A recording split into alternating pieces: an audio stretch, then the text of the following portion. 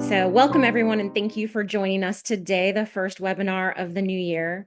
We are thrilled to introduce you to National Science Policy Network, or NSPN, if you haven't heard of us before. We are a community of young adults, early career individuals, and everyone across the career pathway dedicated to the next generation of science policy leaders. So at NSPN, we believe in evidence-based decision-making is essential to addressing our society's most pressing challenges. And we've partnered with JSPG, Journal of Science, Policy, and Governance, to present you with this webinar today. I do see we have some people from JSPG that we're going to send have a few minutes to share about how you, if you're an early career individual, have the opportunity to put your work into a journal and get support through that process. And then we have 5 authors that NSPN partnered with JSPG in the summer of 2024. And this is the culmination webinar of that work. And so we've highlighted 5 of those authors or those teams today for your pleasure to get more information about science policy and governance through their perspectives and what they're sharing in their research and their experience. So Hannah, I believe we're going to pass it to you to give a little intro on JSPG and share about how authors could reach out to you and share their work. Hi, thank you so much. So really happy to be here today and talk with you all a little bit briefly about JSPG, Journal of Science, Policy, and Governance. So we are a journal partnered with the NSPN on this special issue where we put out a peer-reviewed, we are a peer-reviewed journal that is run by trainees for trainees and early career folks. So we definitely encourage, if you have ideas in the science policy, science communication, science outreach space, and that you would like to get out there into the world. We are currently accepting papers for a bioeconomy special issue that we are partnering with the Engineering Biology Research Consortium on. And we also have our standard issues every year, as well as special issues where we work with organizations such as NSPN to put on. So definitely encourage you to check us out if you have big ideas that you want to share, and we'd love to work with you.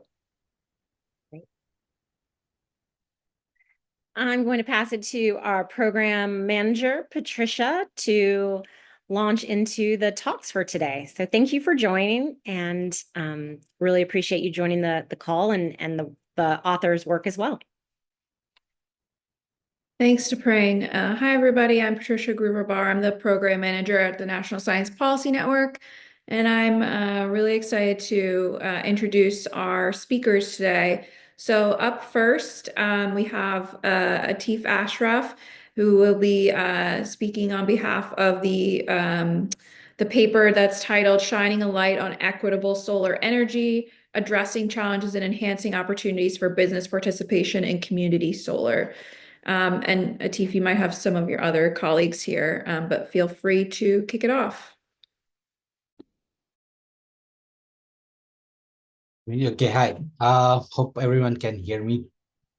I do have 2 of my co-authors here, Wesley and Matt.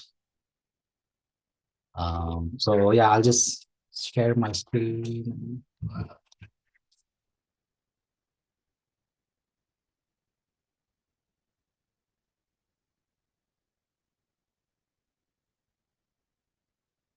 So I'm guessing it's good afternoon for everyone.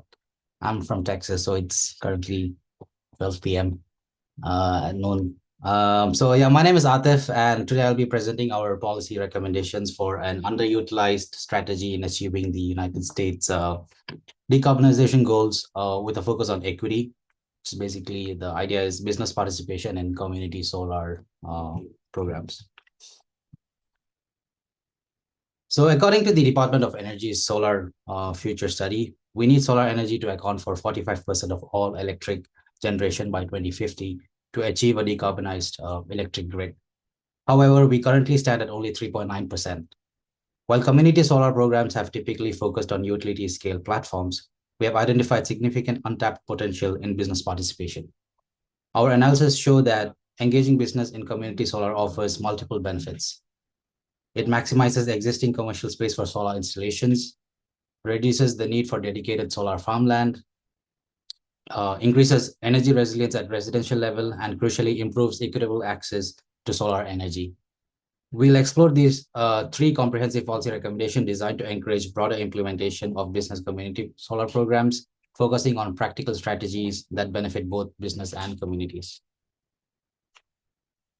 So let's examine the current landscape of solar energy adoption and its challenges. On the residential side, we are seeing significant barriers to entry, prohibitive upfront costs, limited sunlight, suitable sunlight conditions, and the temporary nature of rental housing all prevent widespread adoption. However, the non-residential sector shows remarkable potential. As of 2022, commercial enterprises have established 19 gigawatts of energy generation capacity.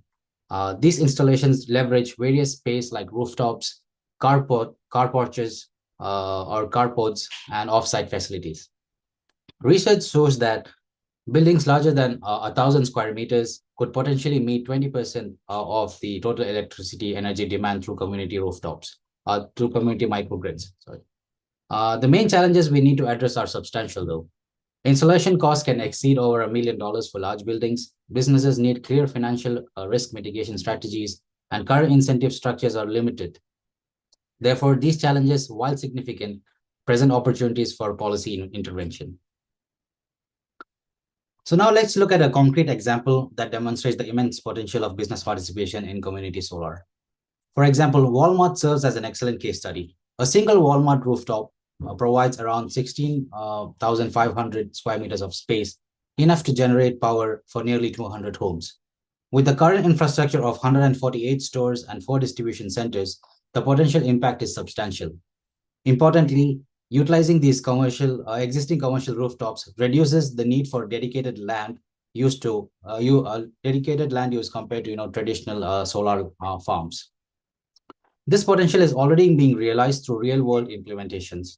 For instance, Florida Power and Light's community solar project with Walmart will deliver 1,000 megawatts of power, with 10% specifically reserved for lower-income households. This showcases how business participation can create a win-win situation. The benefit extends to both the businesses and the communities. Businesses gain through tax incentives, reduce energy costs, and enhance corporate social responsibility, and communities benefit from increased energy access and energy resilience.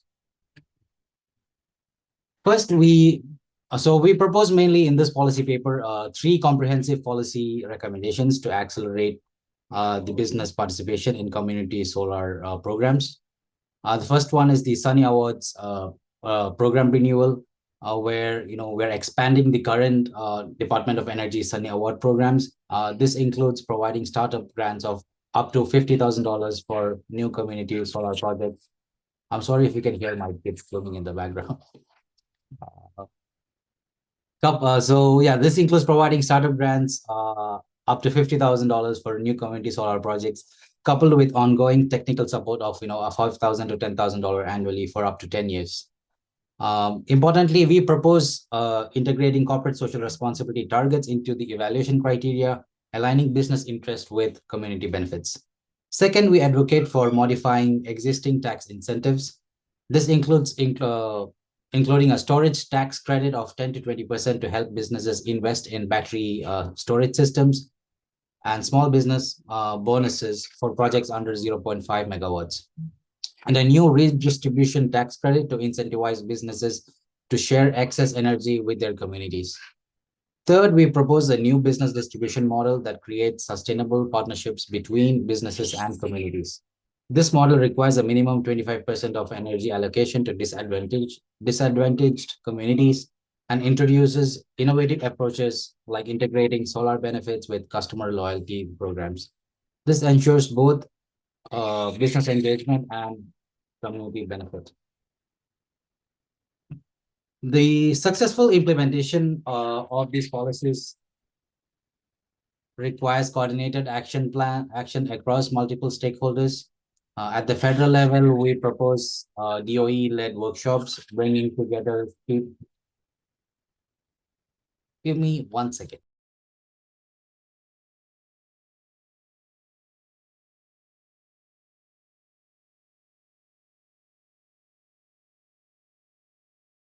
Sorry about that.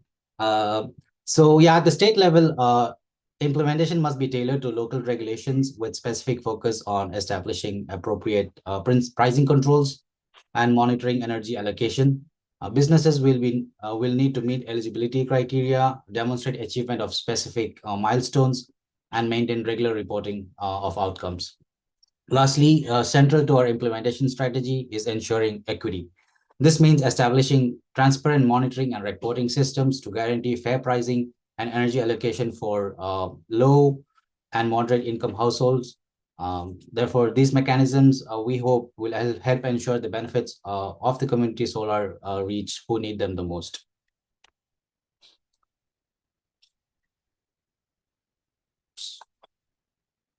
So as we conclude, our policy recommendation address three key challenges, right? Currently, we face two significant gaps. At the national level, we're only at 3.9% of solar generation, which need to reach 45% by 2050. And at the community level, we see a stark 67% lower adoption rate in low and moderate income households. With our policy recommendations, we envision a driving impact in two crucial areas.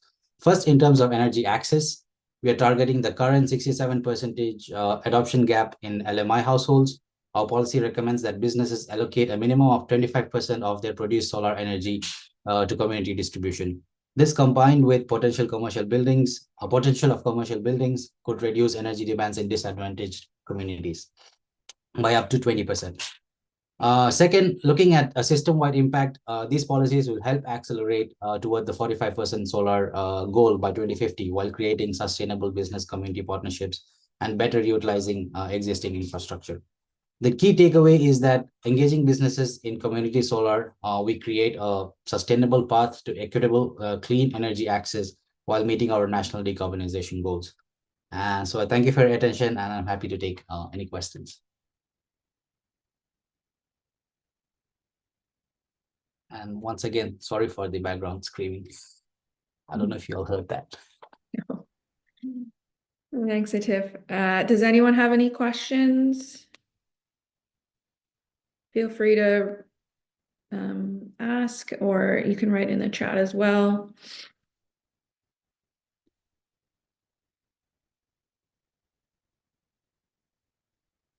Great. If there's no questions, thank you, Tiff and team, for joining. Oh, someone asked, can we go back one slide to the conclusion, please?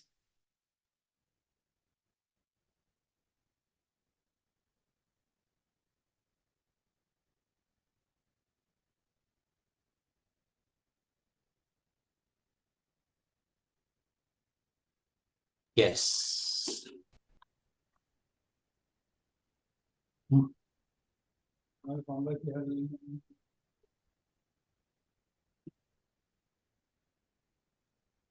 Gina, do you have a question about the slide or the takeaway?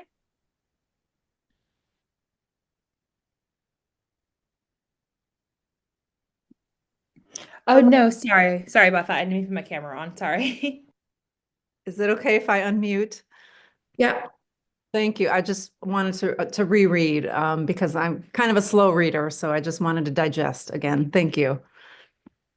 Thanks, Gina.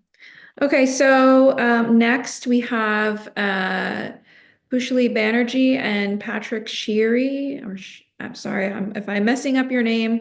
The state drainage laws muddy the goals of the U.S. Clean Water Act of 1972. So Patrick and Pushali, if you'd like to go. Sure. Give me a second to share my screen.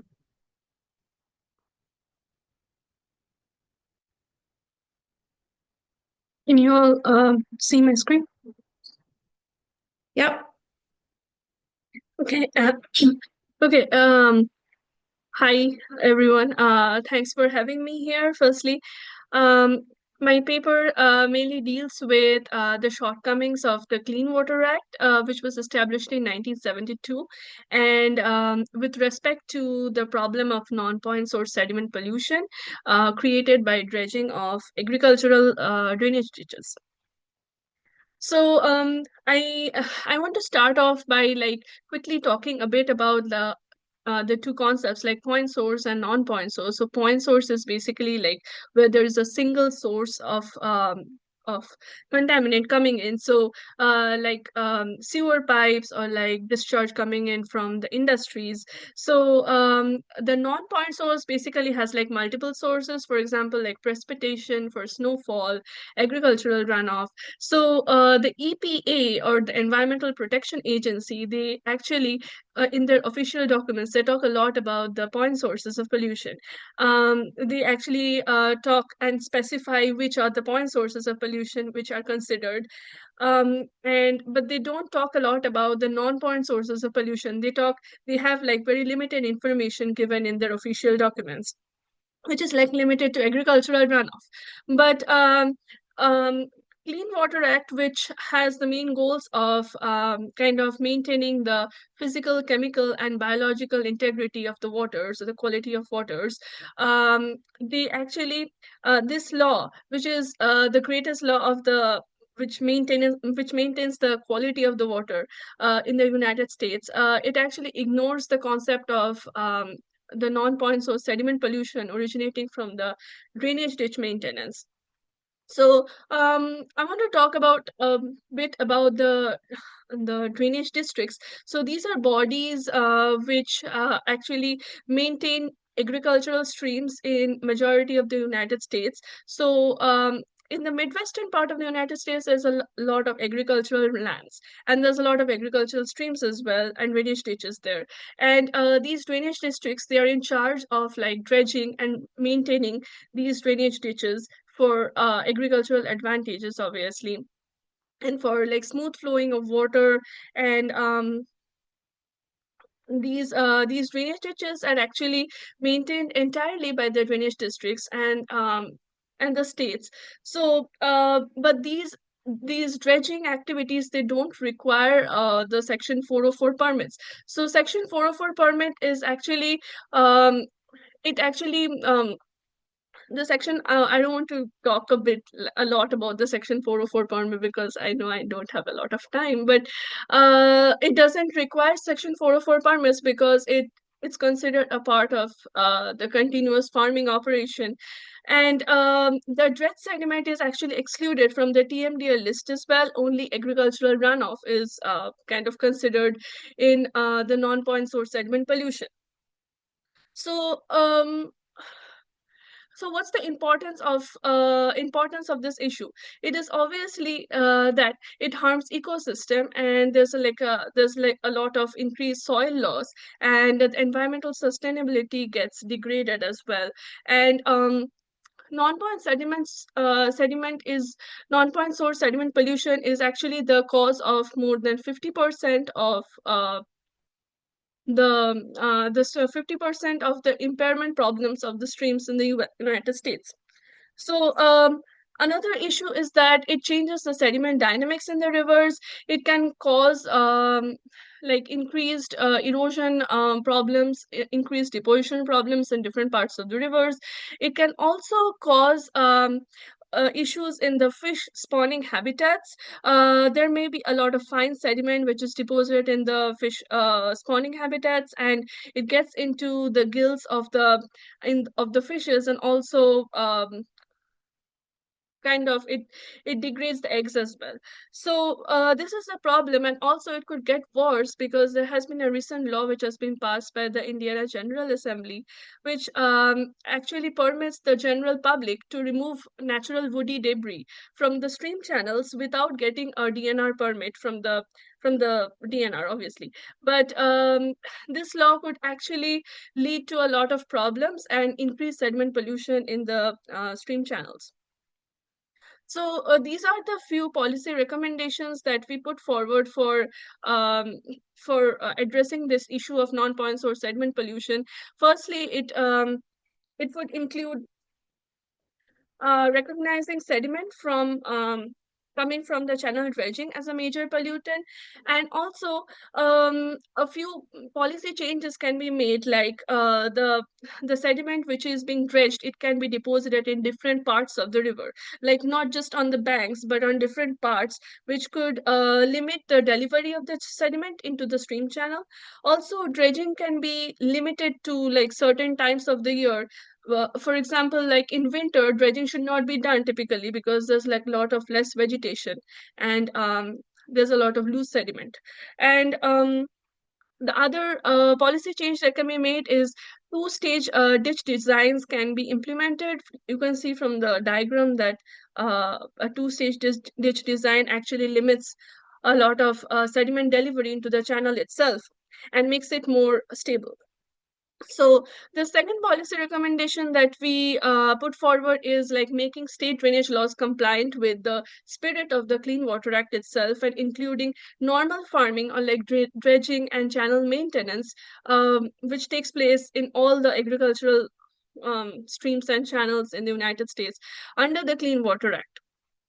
And also, state governments can be a little bit involved with the with the drainage districts in these dredging activities, because then the laws can be expanded to agriculture as well. And then the other policy recommendation which I think should be made is including sediment coming from these dredging activities into the TMDL list. I'm not going into the depths of the TMDL list, but I can talk to anyone who's interested in knowing more about that concept later.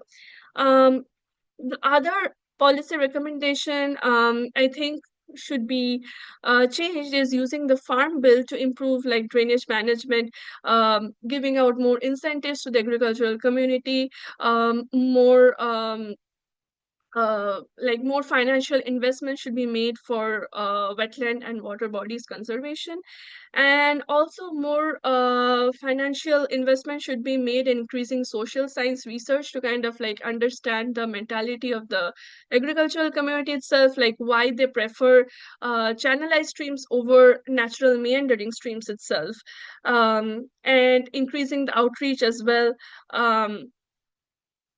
Obviously, these would include challenges which would include like expenses and continuous monitoring of the stream channels. But there are like a lot of benefits from these proposed policy changes. The first one would obviously be the betterment of the stream health in general, and then the aquatic community would also benefit a lot. So I want to talk a bit about this graph before concluding. So you can see that here, this is from the Jude Creek, Indiana, and this is a part of a project that my advisor, Dr. Shirey, he conducted during his PhD. And so you can see that in 1997, in Jude Creek, there was a restoration project which actually involved like putting in of natural logs and root wards into the streams itself. But the fish biomass, they actually like decreased, even though like logs were like artificially put in for the restoration purpose. But in 2008, you can see that there was a storm event which recruited wood naturally into the into the stream channel. And from 2008 to 2011, there was an increase in fish biomass. But in 2011, this wood was again removed by the drainage district, and there was a decrease in fish biomass. So this is like one of the direct impacts which can be seen from this proposed changes. There are other impacts as well, but I want to conclude within the time frame. So, yep, that's all, and I'm happy to take questions. I see Tapring asked a question in the chat. Pushli, is having more fish biomass a positive impact? Yes, that's a great question, and definitely yes, because fish like fish in general is a very good indicator of like the quality of the stream in general. And fish generally, there are like different types of fishes obviously, but fish in general, they like to spawn in like areas where there's a lot of like natural wood, like natural wood, like not artificial wood recruited by the drainage districts or like by for like restoration projects. So in areas where there's a lot of natural wood, fish generally like to spawn in those areas. So um, that's obviously a positive impact, if that answers your question. Thanks. I see Gina has her hand raised. Yep. Hi, thank you for a wonderful presentation. Is it Pushali? Is that how you Yes, pronounce it? that's correct. Okay, Yeah. thank you. This was great. First of all, shame on Indiana and the General Assembly. That is where I live. I'm outside of Indianapolis, so Okay. I'm allowed to shame them. This was really informative, and what I'm wondering is when it comes to these challenges, because clearly there are problems here. Do you suppose there are challenges perhaps that you didn't mention, such as special interests, lobbying groups who are preventing the government from, whether it's in Indiana or somewhere else, who are fighting this tooth and nail?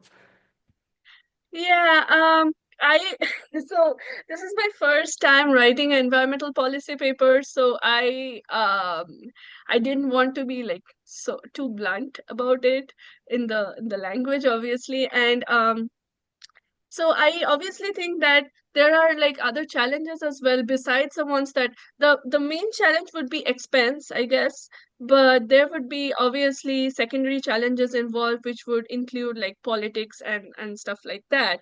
Um, and so the only thing that I can say is that I actually studied the Indiana Drainage Handbook, which has a lot of like these stuff written. Like they actually employ a lot of um, dredging and similar type of activities, which create a lot of loose sediment. I can say that they have a lot of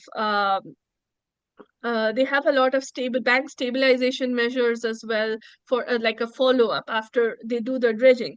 So I would suggest I would obviously say that switching over to some of the good measures would be expensive and time consuming, and it would require a lot of manpower as well for kind of like monitoring the stream channels.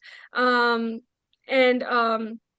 yeah, there would be politics and lobbying involved as well. If my co-author and my advisor, Dr. Shari, is there, he may be able to answer your question better.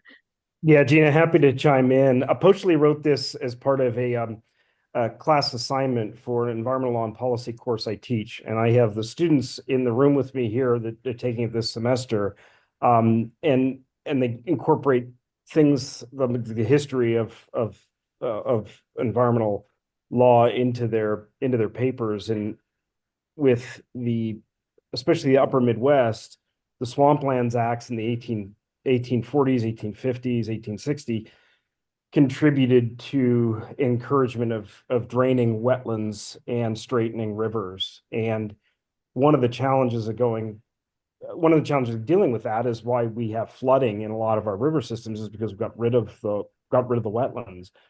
One of the problems with achieving the objectives of maintaining physical, biological, chemical integrity of our nation's waters that Congress set out to do is that we aren't doing so. The dead zone in the Gulf of Mexico is not going away.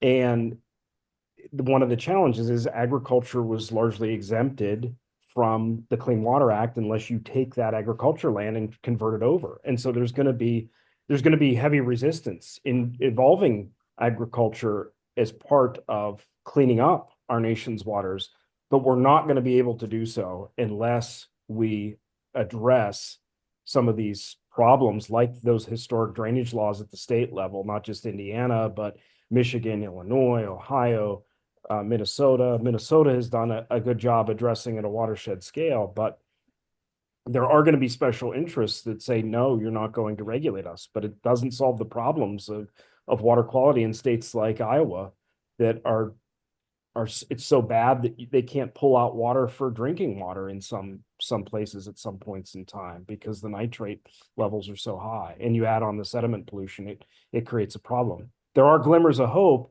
and the infrastructure of those drainage laws in place show how even landowners that want to do the right thing. There was a potato farmer, Don Isherwood in Wisconsin, 5th-generation farmer, that added wood to a stream to improve native brook trout habitat. And the brook trout actually increased in abundance. And for someone that works in the field of conservation, land managers, resource agency folks would be giving each other high fives to get a farmer to improve stream quality. Well, the local drainage board came in and removed that wood from the drain. And in the review, and the Wisconsin court sided with the farmer. In the local adjudicating court, they said it was the most pig-headed decision they had seen in 29 years of working in the government.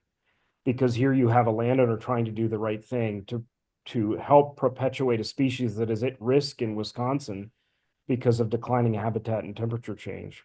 And so it's a balance, and the reason why Poshley mentioned the Farm Bill and all these other things is it's going to take a larger effort to improve water quality. And we may not be able to achieve that under the Clean Water Act because of those special interests saying, no, you can't do this to us. But the Farm Bill and other mechanisms, there could be a carrot approach here as opposed to a stick approach that entices people to protect wetlands, to keep their soil on their cropland. And so, yes, I fully see that challenge, Dean, of special interest pushing back. Thank you. That makes a lot of sense. I appreciate you chiming in. This was fantastic. Really, really good information, although some of it very unfortunate. Patrick and Pushley. We have to end questions there, unfortunately, because we're a little bit over time, but I want to move on to the next group. I see Mason and Alyssa on the call. So the paper is titled Decarbonization of Nitrogen Fertilizers from Production to Runoff, a Policy Memo. So it sounds like the last one and this one are somewhat related. So handing it over to Mason and Alyssa. Thanks, Patricia. Yeah, I was going to say it's great to go after Pushley because you're going to notice some similar themes as we get into things. So that'll be nice. All right, I think I have my slides showing now. Yep, great. All right, well, thanks for having us again. My name is Alyssa Rudelis, and I'm here with my co-author, Mason Clem, who will also be around to answer questions. And we're going to talk about our memo on the decarbonization of nitrogen fertilizers. So I'll just take us through a very quick overview. I kept this pretty high level since we don't have that much time, but again, happy to answer questions at the end. So I'm going to slice this into 3 sections. First is some motivation of why we wanted to look at decarbonizing nitrogen fertilizers. Then I'll get into some policy landscape. What does it look like right now? And finally, I'll touch on our specific policy recommendations. So kicking us off, there are a few specific reasons why we chose to look into decarbonizing nitrogen fertilizers, but at the highest level, it really was because it seemed like a hard problem to solve, maybe through the normal technical routes that you might think of. And why is that? I guess one reason is fertilizer compounds for nitrogen fertilizers are created with industrial high heat chemical processes. One is known as the Haber-Bosch process. And these almost always depend on fossil fuels, both for the chemical inputs for ammonia and to be burned for heat in those processes. In addition to that, there are even more emissions after you apply fertilizer at the farm level. You can get the runoff of overused excess fertilizer that also eventually outgasses into the atmosphere as carbon equivalent emissions.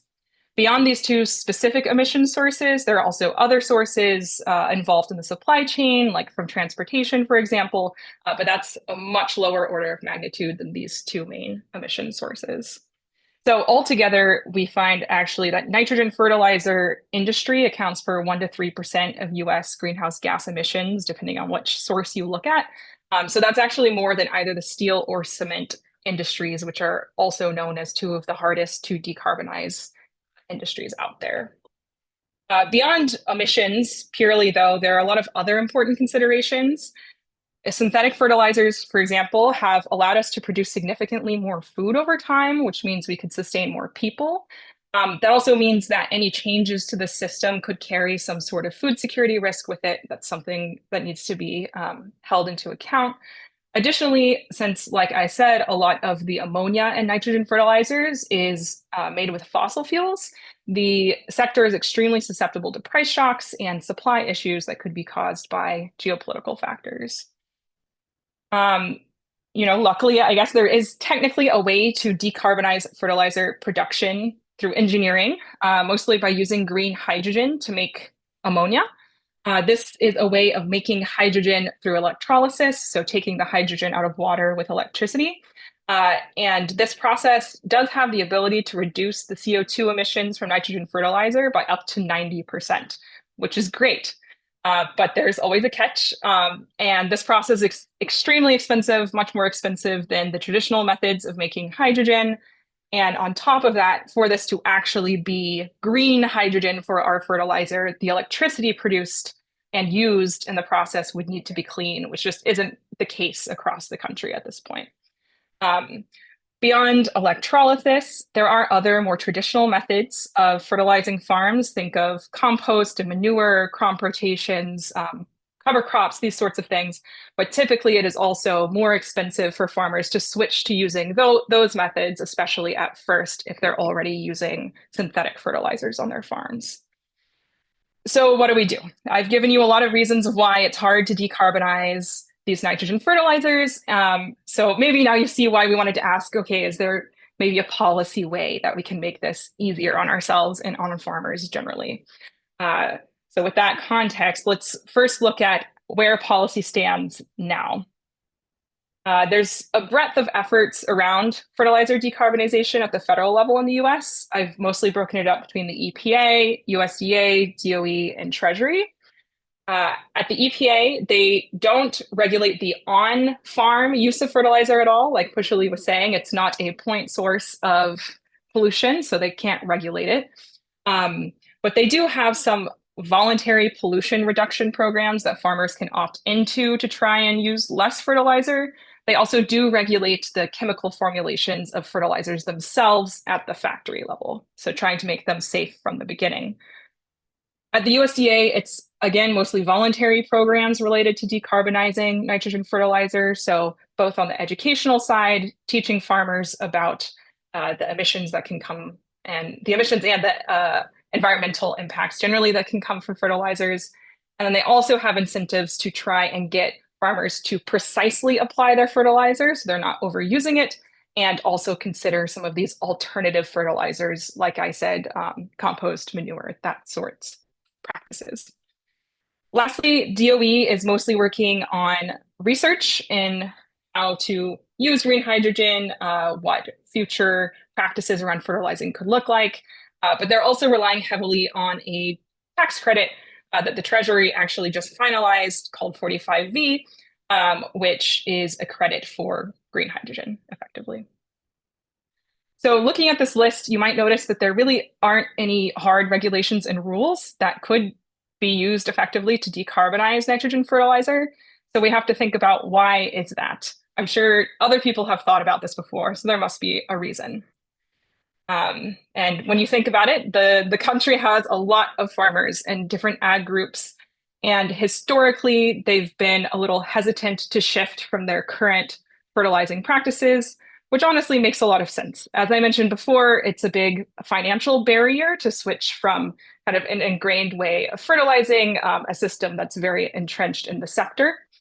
And all of this is just to say that it's very important for policymakers to sincerely consider how to both protect and support farmers, while at the same time making ambitious plans to decarbonize.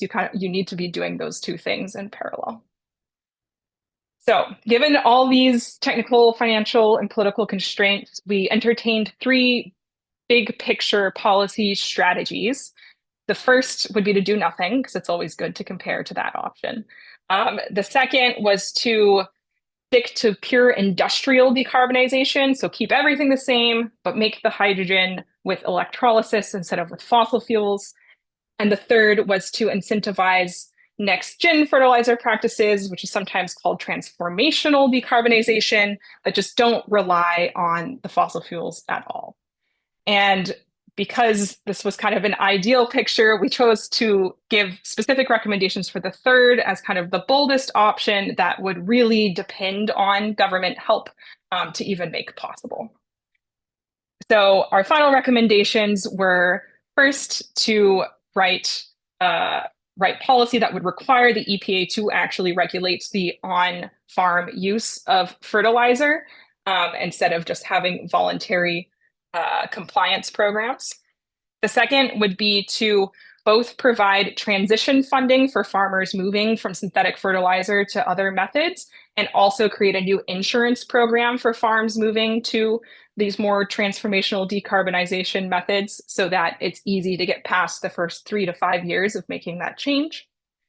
And the last was to create a collaborative research agenda where the DOE and the USDA had to work together so that they could both see which fertilizer practices are most effective at reducing carbon intensity, kind of on the DOE side of things, but also while still upholding the strong agricultural sector with a focus on regional differences, taking advantage of the USDA's expertise.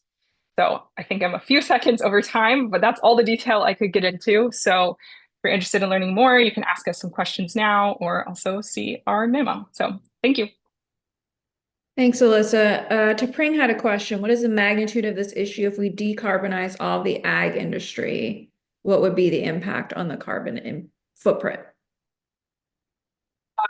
So if we decarbonize just nitrogen fertilizer, like I said, that's 1 to 3% of the total US greenhouse gas emissions. I don't have a number for how many tons of carbon that is. I want to say, I don't know, Mason, if you remember the number of the ag industry. I think it was on the order of 10% maybe of our greenhouse gas emissions if you include everything else, all the other fertilizers, the tractors, the methane. I'd say at least order of magnitude around there. Yeah, I thought I had missed it. You said it, 1 to 3%. That makes sense. Thank you. Yeah. Also, additionally, this goes beyond the scope of US, but ammonia production is 5% of global greenhouse gas emissions, and about 80% of that is used for fertilizer. So it's not just a US issue, but that's sort of beyond the scope of maybe what we can influence. But yeah.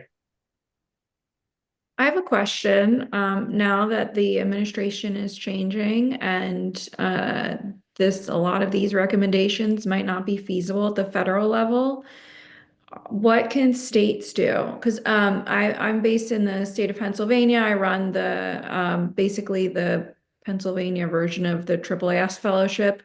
And we've talked to some reps who have talked about changing Pennsylvania farmers from using nitrogen fertilizer to using compost, and to keep like the nutrients in the ground, no-till farming, that kind of thing. It's about like education. But have you seen anything happening at like the state level? And is that what you think, is that what you're hoping will happen in the potential absence of regulation over the next 4 years? Yeah.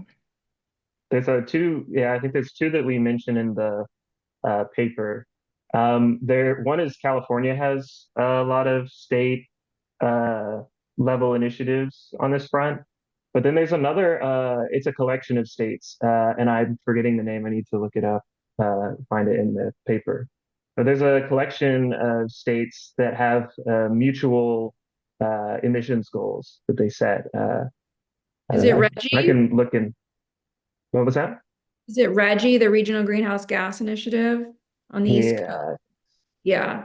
Pennsylvania is not part of it. It's the East Coast. Yes, that's it. Yeah, RGGI. But it's not directly applied to agriculture. So, like in principle, yes, states can do this. But agriculture is a big sort of oversight, and a lot of the stuff that we sort of encountered in doing research for this project is sort of, obviously we have the existential threat of climate change, but also farmers see, an existential threat to their business if they have to undergo these, dramatic changes in the short term. So there's a lot of, I think, effort in the policy memo to sort of assuage those fears of farmers and sort of make sure that they aren't, make sure that they're being compensated and that they are on board with these sorts of ideas. So there has to be sort of a financial incentive ultimately is what it comes down to. But yeah, states can do this. How we get them to do it, it's going to depend. Yeah, a lot of this is voluntary, as Alyssa said. So it's a bit difficult when it's voluntary. Thanks for answering that. So unfortunately, we have to move on to the next presentation. And I know Taya is on the Zoom. So Taya, if you want to go ahead and present your recommendations for better collaborative groundwater monitoring for the U.S. High Plains Aquifer.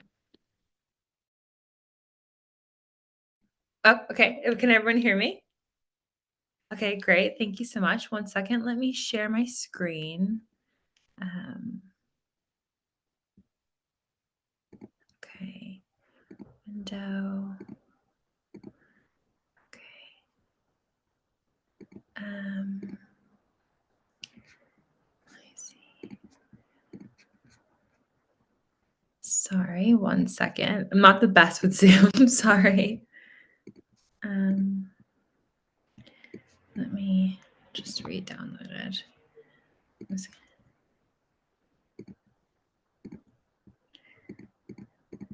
Okay. Screen.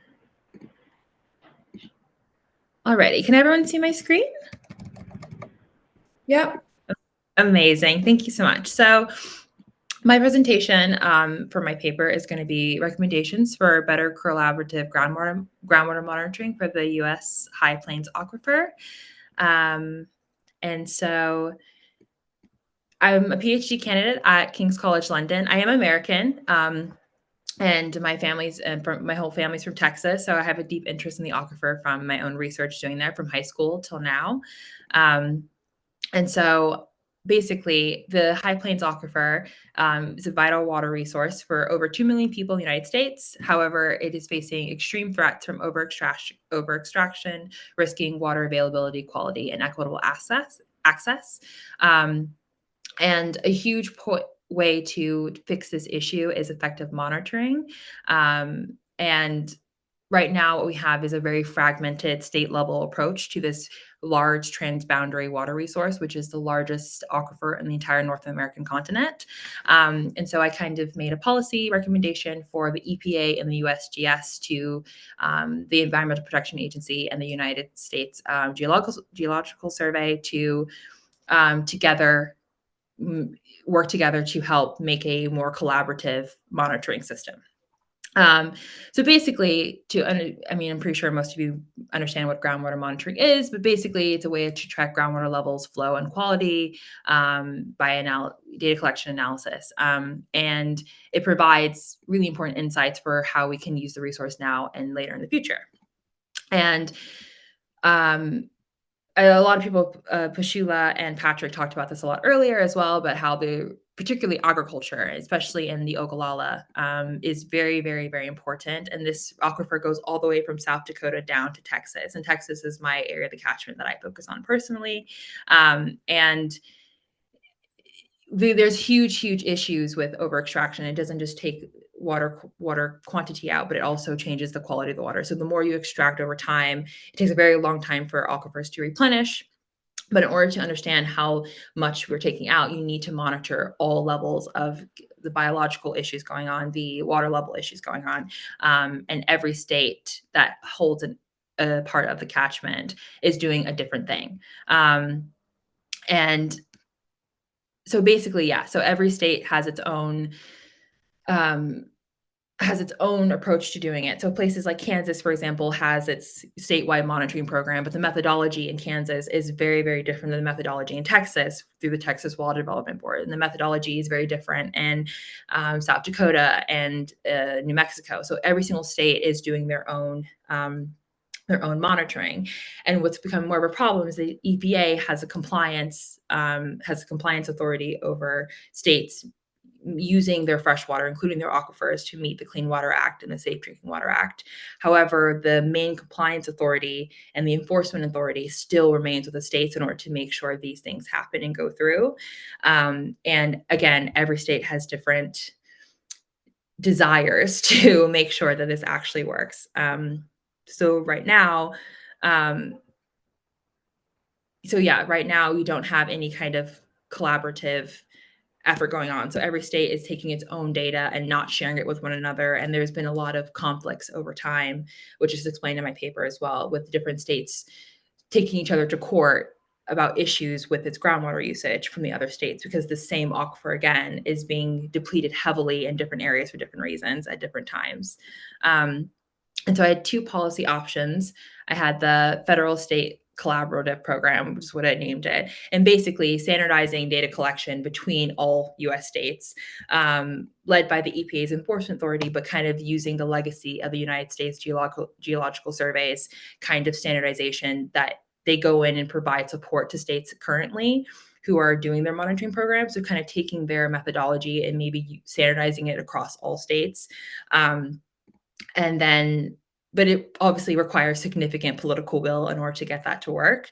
But my second policy option was an interstate compact between just states who share the Ogallala Aquifer, particularly. So South Dakota, New Mexico, Kansas, Texas, Colorado, Wyoming, those states, and forcing them to work together to have their own regulatory body, which when they negotiate with and figure out a monitoring system that works for all of them. And that's in a compliance structure that they all can agree with. Obviously, again, there's still complex negotiations and potential funding issues with this, but I still think it's more likely that states who share a common resource will be more likely to be able to come to consensus than the entire country. As we all know, we're all Americans, so I'm sure we can understand the complications of that. And yeah, so I kind of go over it here as well, of the different issues and my kind of recommendations, but that's everything. Thanks, Tan. Thank you for doing that very quickly. Yeah, I know we were short on time, so I kind of ran through it. I saw we had like 5 more minutes left. Sorry. Yeah, if anyone has any questions, maybe we can ask Taya in the chat, and then Taya can answer in the chat as well. And then we can move on to the last presentation. I think I saw Ryan Spangler, who's going to present Beyond Electric Vehicles, recommendations for state and municipal policymakers to ensure a sustainable transportation future. So Ryan, if you want to present, that would be great. Sure thing. All right, can you see my screen? Yep. Okay, cool. So my name's Ryan Spangler. I'm a graduate student at Penn State University with Science Policy Society at Penn State, where me and some of my colleagues, Sudipta, Trevor, and Varun, wrote an op-ed recently about electric vehicles and how they're great and how they're necessary, but how if we really want to achieve a sustainable transportation future, then we're going to need a more complete plan than just relying on electric vehicles. So I guess I want to start out with how Americans drive a lot more than virtually any other country. In this bar graph, the number of miles each of us travel by per capita greatly exceeds all of our neighbors and friends in other countries across the world. And this has issues for climate considerations. So this is a line graph of the carbon dioxide emissions of various different sectors of the U.S. Economy, showing transportation is right there at the top, which accounts for about 30% of our annual emissions. And so we need a strategy because this number is going to have to go down quite a bit if we're going to meet our climate goals. So historically, or at least in the past couple of years, there's been a lot of attention centered on electric vehicles. The idea being that if we can simply electrify our personal vehicle fleet, then we'll be a-okay, and emissions will go down, and we'll be able to meet our goals. But there's a lot of research that shows that this is not a viable option, and that we need to supplement electric vehicles with something else. So, for example, this report by Milovanov et al.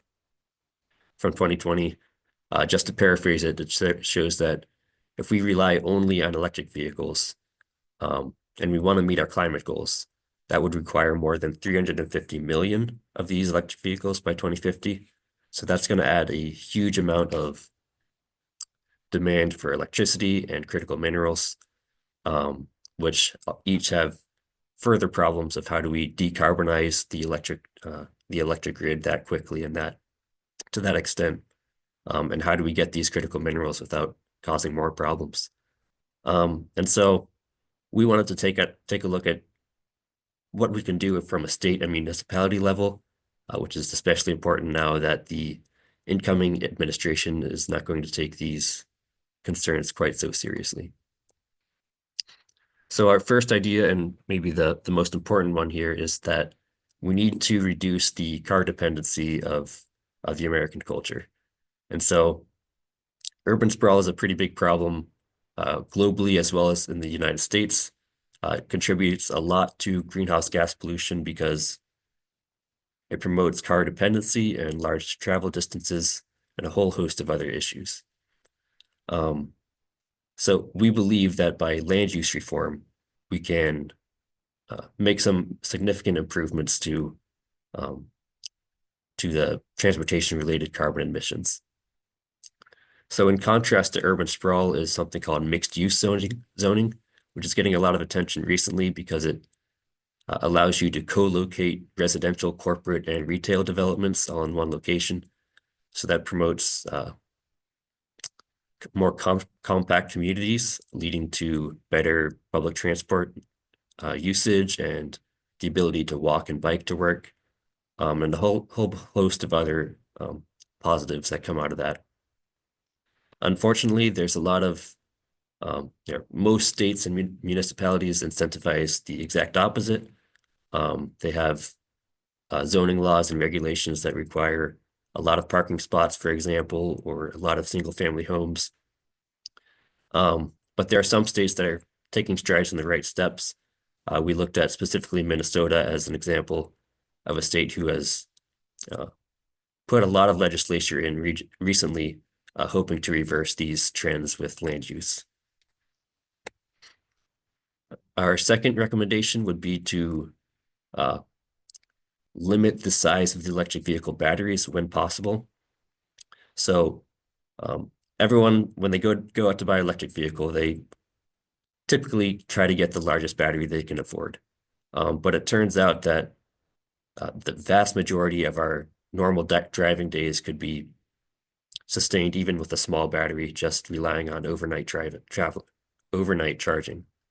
And if everyone switched to a smaller battery versus a larger battery, this report shows that we could get well over a 40% reduction in the lithium demand, as well as demand for cobalt and nickel and other critical minerals.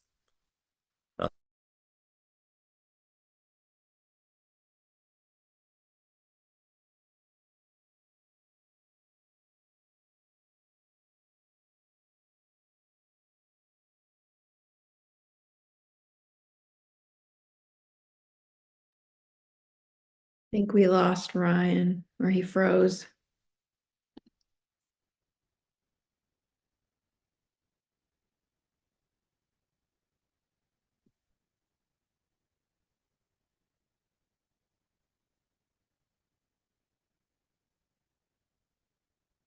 Looks like he got kicked off.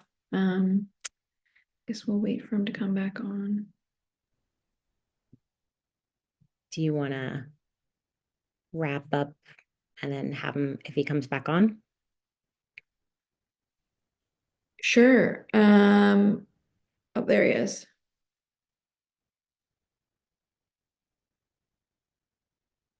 Ryan, are you able to share your screen again? Yeah, is it okay if I keep going? Yeah, just if we could just wrap up pretty quickly, that would be great. Sure.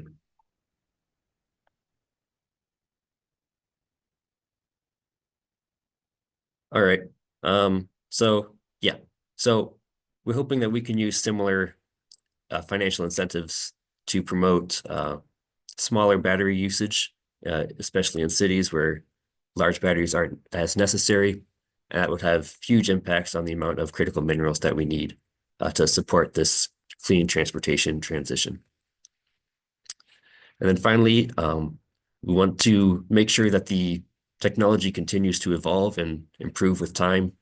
We don't want companies to be stagnated with lithium-ion batteries when better and more exciting options are coming down the pipe. And so we also, similar things can be said about recycling. Recycling batteries is very important. And so we want to make sure that the major manufacturing states like Michigan and Nevada are using their funds, their subsidy funds, to make sure that we're not going to get ourselves stuck into a loop of the same technology over and over when we can make much more sustainable and cheaper and less conflicted batteries using new technology as it comes out. And that's about it. So if you have any questions, feel free to look into our op-ed and the JSPG, and I'll be happy to take any more. Great. Thanks, Ryan. If you want to put your email in the chat, just in case people have questions, then I can just follow up with you directly. That would be great. And so we're a bit over time, but I wanted to thank all of our speakers for attending and thank all of our guests for some great questions today. Hopefully we'll see you at another National Science Policy Network event in the future. So stay in touch with our newsletter and on social media, and you can see what other sort of events we have coming up. Thanks, everyone.